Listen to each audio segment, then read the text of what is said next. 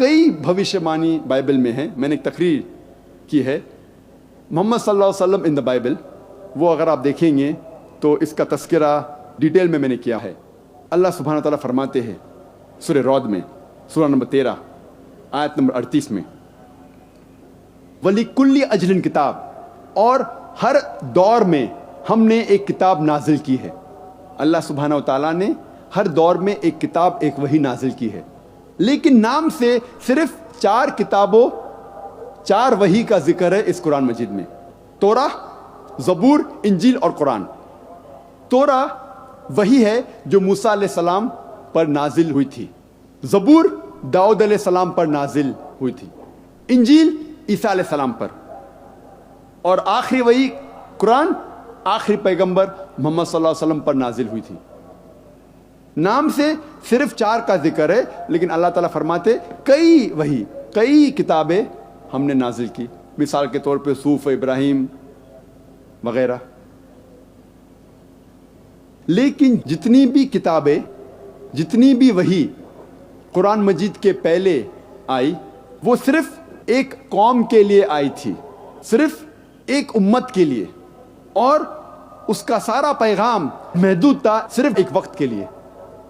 لیکن کیونکہ قرآن مجید آخری وحی ہے, آخری کتاب اللہ سبحانہ و تعالیٰ کی طرف سے, وہ صرف مسلمانوں یا صرف عربوں کے لیے نہیں بھیجی گئی تھی, وہ سارے انسانیت کے لیے بھیجی گئی تھی.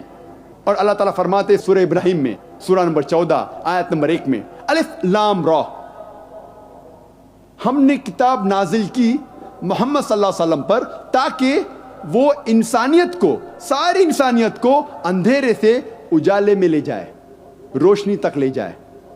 اللہ تعالیٰ فرماتے سورہ ابراہیم میں سورہ نمبر 14 آیت نمبر 52 میں یہ قرآن نازل کی گئی ہے سارے انسانیت کے لیے, اور لوگ یہ جان لے کہ ایک ہی خدا ہے, اور لوگ یہ سمجھ لے کہ یہ انسانیت کے لیے, اور دا مین آف انڈرسٹینڈنگ جو حکمت والے ہیں وہ یہ جانتے ہیں.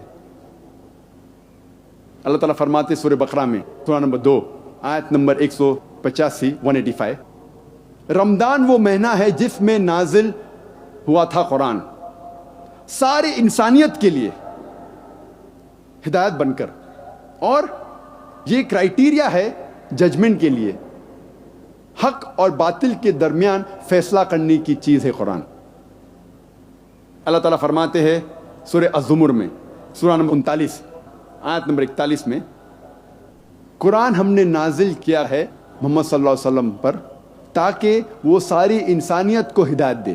قرآن میں یہ نہیں لکھا ہے کہ محمد صلی اللہ علیہ وسلم پہ قرآن نازل کیا گیا ہے صرف مسلمانوں کے لیے یا صرف عربوں کے لیے, لیکن کہا گیا ہے یہ کتاب ہدایت کے لیے سارے انسانیت کے لیے.